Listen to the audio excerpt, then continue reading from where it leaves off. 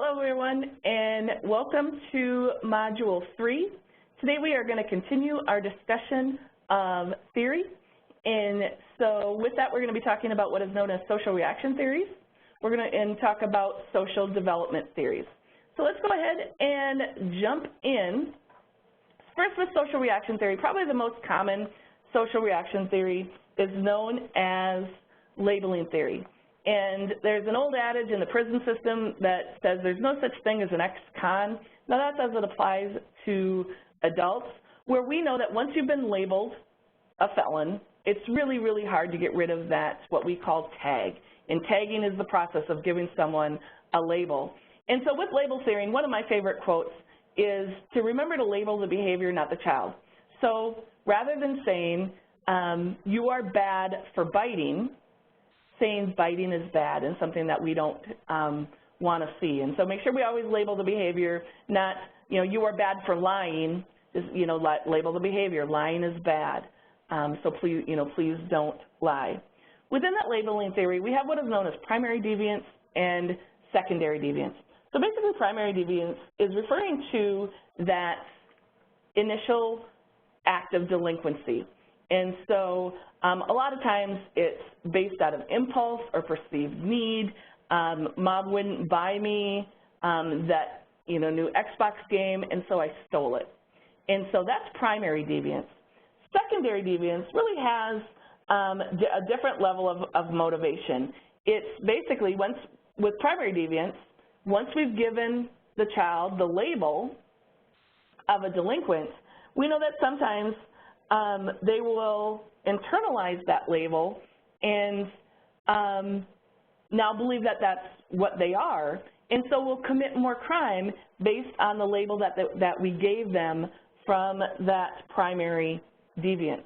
We also know that there's great differentiation. Who's labeled? Whose primary deviance is labeled? Remember we talked about that unfortunate 3%. We know that there's a definite difference between, the rich and the poor, black, white, male, female. And so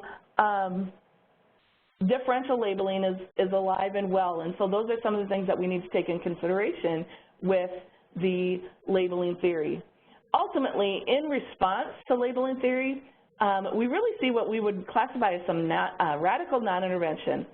The OJJDP basically says we need to work as hard as we can to not label these kids, or if these kids are labeled, to quickly start beginning the process of minimizing the impact of that label. That's why the OJJDP supports deinstitutionalization. Keep kids out of detention centers as much as we possibly can. Of course, that has to be balanced with safety, best interest, well-being, and those types of things. But the OJJDP, the Office of Juvenile Justice and Delinquency Prevention, is saying keep kids out of institutions as often as possible, because that really just reinforces the label that we've given them. We also need to take into consideration that children develop in society.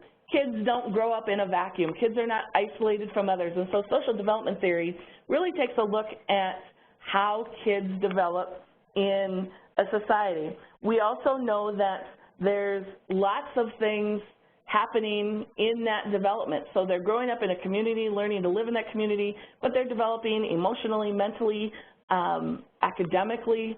And so all of this is happening. And so social development really takes a look at where in that development are these delinquent tendencies coming to play. We look at this from 3 different perspectives, and in our studies we've done this, where we look at individual factors, individual rates of offending. We also look at that, so the here and now, this crime, what was the motivation for this act of delinquency? We also look at it longitudinally. So over time, what is going on with that child over time? What is also happening as far as transitions? Now, of course, we know there are normal transitions, the transitions between you know, or going into puberty, or from elementary school to junior high, and then transitioning to high school and even then college. We know that those are normal transitions. Those are also very high-risk times because that transition is scary and kids are vulnerable. So we already know that those transitions are risks. When we add other risk factors, so, you know, dad goes to prison, mom or dad lost their job, we moved around a lot, you know, this is my 5th school. So when we add some of those other risk factors, we see even more of an impact. One of the ways we've studied this is through what's known as the life course perspective. And really what this is looking at is the patterns that are seen over someone's life. And so really when we look at children and how this applies to children, we're looking at 3 different things. We're looking at activation. And again, as this applies to juvenile delinquency, what started it? Activation, what started the delinquent act? What was going on? And then as we look through their life course, how was it aggravated? Did it increase or, you know, in frequency, or did it escalate in severity? And if so, what was going on in their life that led to that? Then we also look at desistance. When did they stop? You know, we know, and as we talked about last week, most kids stop committing crime just through basic maturity. But we also know that there's other things that influence this. And both of those involve the parents.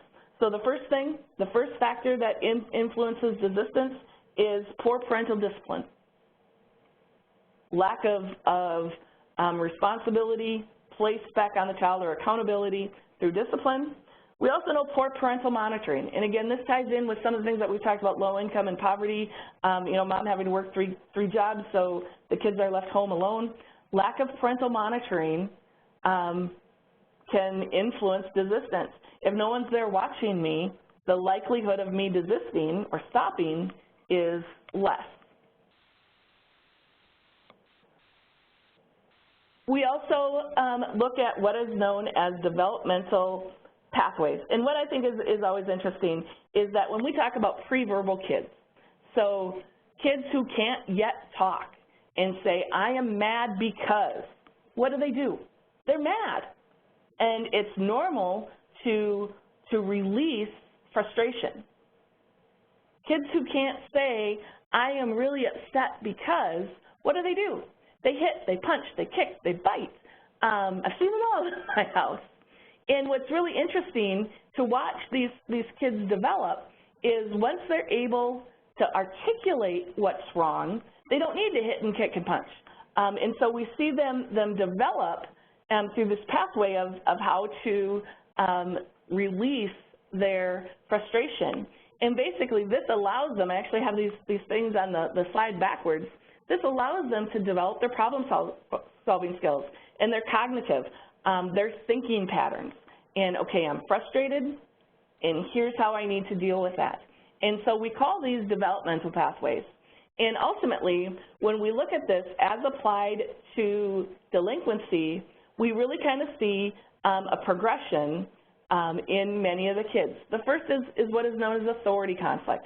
This is going to start with status offenses. Now, we talked earlier the difference between status offenses and delinquency. And remember, status offenses are solely based on a child's status as a juvenile. And so, you know, things are only, you know, truancy is only a problem because of their age. So sometimes, and sometimes that's just a direct conflict with authority. I don't want to follow the rules. And kids will see what they can get away with. We then sometimes see it moving to covert actions. So covert is, of course, hidden. When we talk about covert operations in law enforcement, it's undercover. And so, you know, they might experiment with lying, or shoplifting is a very covert, you know, it's not a physically violent, it's very secretive in shoplifting.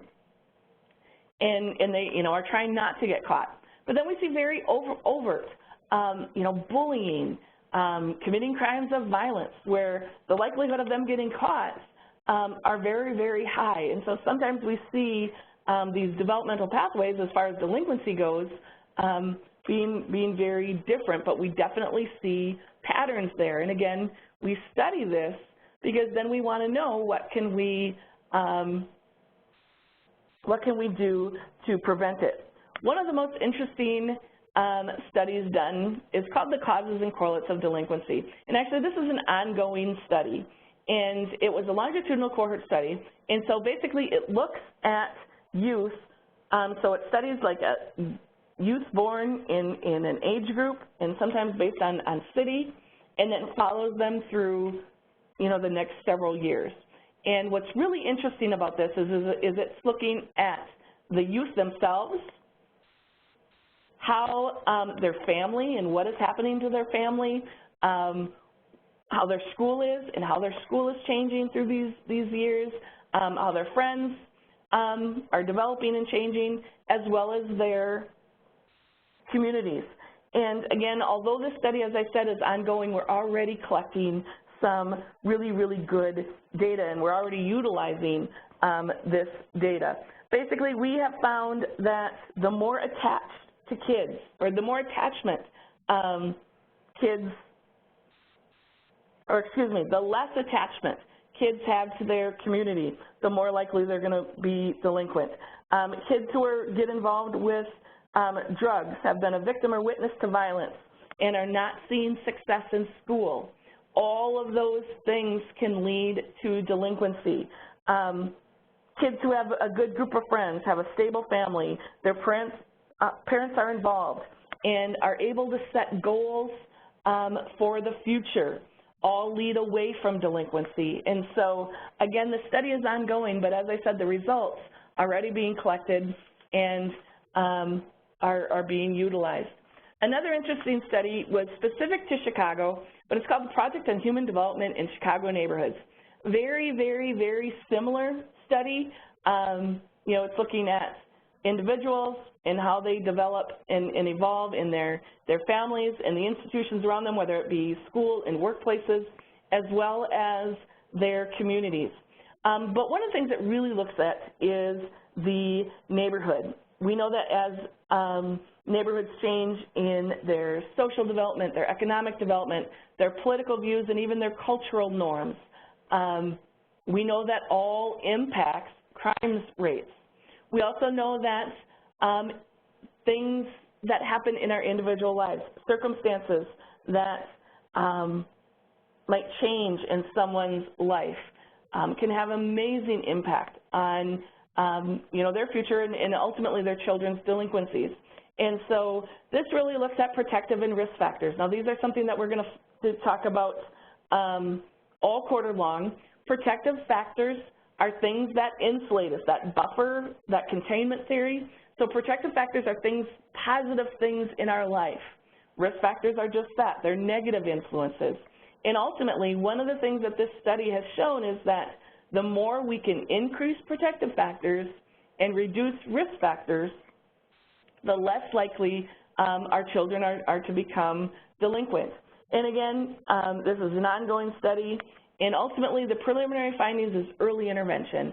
The sooner we can identify issues in this evolution and intervene, the better off we are going to be.